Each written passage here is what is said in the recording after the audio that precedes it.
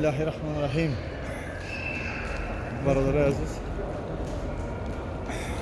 الهی پروردگار ما در عبادتی که در ادای عبادت امر امر هستند، پروردگار برادرانی که اسرار آمیز پروردگار با یک علم، با یک درد، با یک احساس بزرگ پروردگار از ما طلب دعا میکنند و ما رو تعیین کردند که در حق آنها دعا کنیم.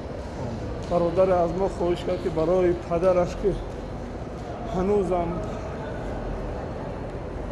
خداوند آن را هدایت کامل نصیب نکرده است، پروردگار و اطمینان قلبش رو در ذکر تو نمیبیند و در چیزهای حرام میبیند. پروردگار از تو طلب میکنیم در این مکان مقدس، در این خانه که پروردگار تو آن را شرف و اکرام و عظمت داده، پروردگار دعای ما عمر کنندگان و زیارت کنندگان را به درگاهت قبول بنا.